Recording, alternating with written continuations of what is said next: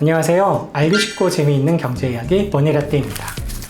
오늘 함께 공부할 기업은 각종 플랜트에 사용되는 기자재를 설계하고 생산하는 S&T 에너지입니다. 가장 주목할 점으론 공냉식 열교환기 세계시장 점유율 20%로 글로벌 1위의 자리를 굳건히지키고 있는데요. 핵심은 중동 지역입니다. 중동의 플랜트 시장은 장기 호황의 초입으로 볼 수 있습니다. 그리고 S&T 에너지는 중동 공냉식 열교환기 시장 점유율이 무려 80%에 달해 막대한 영향력을 갖고 있어요. 앞으로 계속해서 중동에서의 플랜트 발주가 증가할 수밖에 없는 상황과 S&T 에너지의 엄청난 성장 가능성까지 함께 살펴보시죠.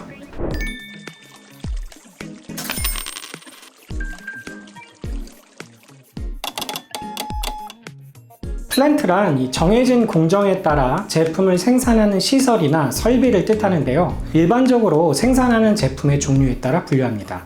예를 들어 오일이나 가스와 같은 화석연료를 채굴하는 오일 가스 플랜트, 원유를 정제해서 석유 제품을 만드는 정유 플랜트, 납사 등을 이용해서 각종 화학 제품을 만드는 석유화학 플랜트, 가스, 석탄, 우라늄 등의 이 연료를 이용해서 전기를 생산하는 발전 플랜트, 뽑아낸 천연가스를 액화시켜 LNG로 만드는 LNG 액화 플랜트, 해수 속 염분을 제거해 담수로 만드는 해수 담수화 플랜트 등으로 나눌 수 있어요.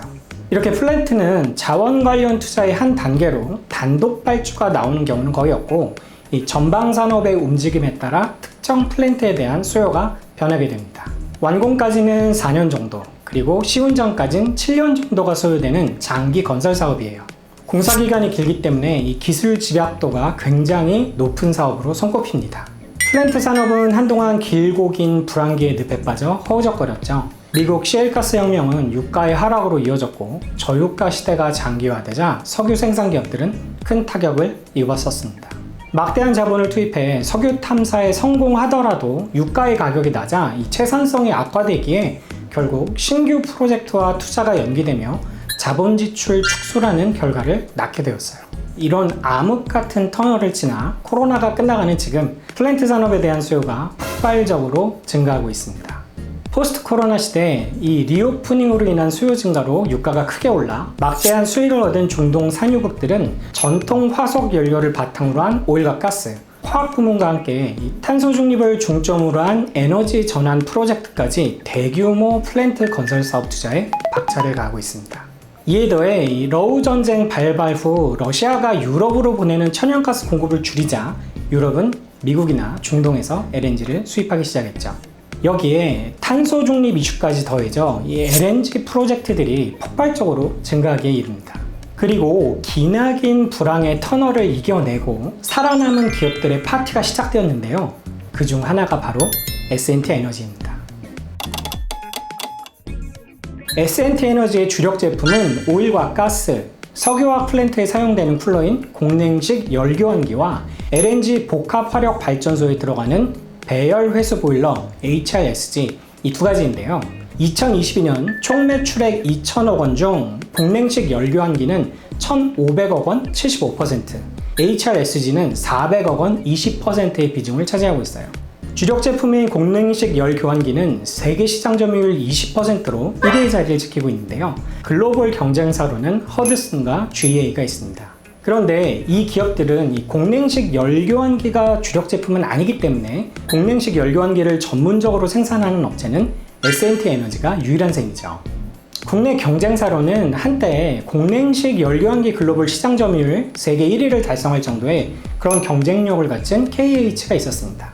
하지만 이 저유가로 인한 플랜트 불황기 때 회생 절차를 밟아 그룹 계열사인 S&T 중공업에 인수가 됐어요.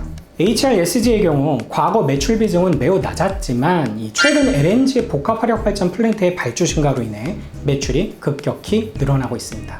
최근엔 하만델타의 HRSG 기술 라이선스를 전부 인수하기도 했는데요. 에너지 전환 기조가 강해지고 있기 때문에 앞으로 HRSG 분야를 전략적으로 육성하려는 것으로 보입니다. 재무를 살펴보면 2020년 이후 매출이 다소 하락한 후 회복세를 보이고 있는데요. 코로나로 인해 공사가 지연돼 수주잔고를 매출로 인식하지 못했기 때문입니다. 매출을 수주잔고와 1년 반 정도의 기간을 두고 인식하는 구조인데 다시 공사를 진행하고 있기 때문에 2023년부터 수주잔고를 빠르게 매출로 인식할 것으로 예상이 되고 있어요. 실적 개선을 뒷받침해주는 증거로 선수금의 증가 또한 눈여겨볼 만합니다. 선수금의 경우 향후 제공해야 할 제품에 대한 증거이기 때문에 선수금이 많다는 것은 그만큼 매출이 더 증가할 것이란 얘기죠. 2021년 대비 2022년 선수금은 약 5.5배나 증가했어요. 또한 수주산업은 우선 수주를 받고 나서 재고를 확보하고 그 이후에 매출로 인식되는 구조이기에 재고자산을 유심히 살펴볼 필요가 있습니다. S&T에너지의 매출은 재고자산의 1년 후행하는 추이를 보이는데요. 2021년을 저점으로 2022년 3분기부터 다시 재고자산이 빠르게 증가하고 있어요. 이런 점들로 미루어보아 올해 실적이 크게 좋아질 것으로 전망됩니다. 재무구조 또한 매우 탄탄한데요. 이 기나긴 불황기에도 부채 비율을 30% 정도로 낮게 유지해왔습니다. 그러다 2022년엔 부채 비율이 56%로 높아졌는데요. 업황이 좋아지자 본격적인 투자를 위해 차입을 한 것으로 보입니다. 또한 현금성 자산만 해도 무려 1천억 원에 달하는데요. 시가총액이 현재 한 1,700억 원인 것을 감안하면 상당히 높은 수준의 현금 유동성을 보유하고 있어 재무 안정성 또한 매우 뛰어납니다. S&T에너지의 주가는 실적과 매우 강하게 연동되는 모습을 보여왔습니다. 2012년 12월부터 2015년 말까지 고유가로 인해 해양 플랜트가 대호황을 맞았던 시기, 실적 개선과 주가 상승이 3년간 계속됐었죠. 그리고 앞서서 말씀드렸듯 전방 산업의 호황에 의해 실적이 개선될 것이 거의 확실하기에 주가 또한 상승할 것으로 예상이 됩니다. 지금 보고 계신 영상이 도움이 되신다면 구독과 좋아요 그리고 알림 설정까지 부탁드립니다. 주력 제품인 공냉식 열 교환기는 석유화학 플랜트, 오일가스 정제 플랜트, 그리고 LNG 액화 플랜트에 사용되며 매출 비중의 20%를 차지하고 있는 HRSG는 LNG 발전 플랜트에 사용되는 제품입니다.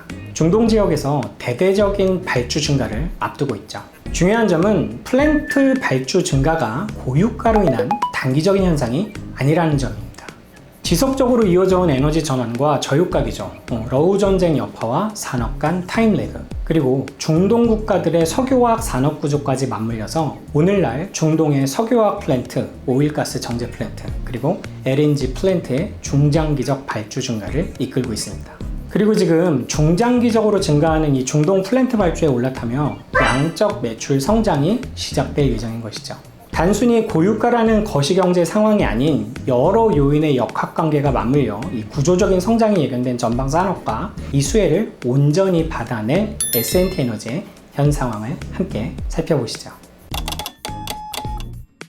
지하자원이 풍부한 중동 국가들은 매장된 지하자원을 수출해 해외로 팔기만 해도 이 많은 부를 축적할 수 있었죠. 이에 사우디 등 중동 국가들은 원유 수출로 벌어들이는 돈이 워낙 많으니 국민들에게 세금을 걷지 않고 복지 정책과 인구 증가 정책을 펼쳐왔어요.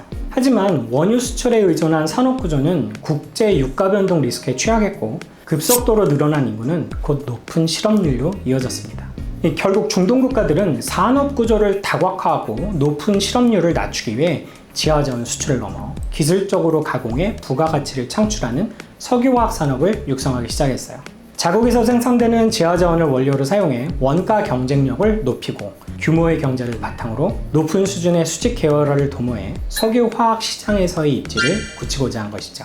그리고 최근 중동 국가들은 다시 석유화학 투자를 늘리고 있습니다. 현재 사우디의 아람코는 40억 달러 규모의 아미랄 프로젝트, 카타르의 카타르 에너지는 50억 달러 규모의 라스라판 프로젝트의 최종 계약자 선정을 앞두고 있어요. 아울러 중장기적으로 80억 달러 규모의 쿠웨이트 알조 페트로케미칼 등 대규모 석유화학 발주가 2023년 이후 본격적으로 시작될 것으로 예상되고 있습니다. 그렇다면 중동 국가들은 왜 지금 이 석유화학 부문의 투자를 더욱 늘리려는 것일까요? 간단히 말하면 탄소 배출 절감을 도모하는 에너지 전환 기조와 더불어 러우 전쟁 이후 촉발된 에너지 안보, 높은 천연가스 가격, 그리고 중동의 독특한 석유화학 산업 구조가 맞물려서 돌아가기 때문입니다. 그런데 얼핏 보기엔 뭔가 좀 이상해 보이죠? 탄소 배출을 절감하자는 에너지 전환 기조와 높은 천연가스 가격은 오히려 중동의 석유화학 부문 투자를 감소시키는 원인이 되는 게 아닌가 이런 생각이 드는데요. 이런 의문을 풀기 위해서는 중동의 석유화학 산업 구조와 특징을 우선 이해해야 합니다.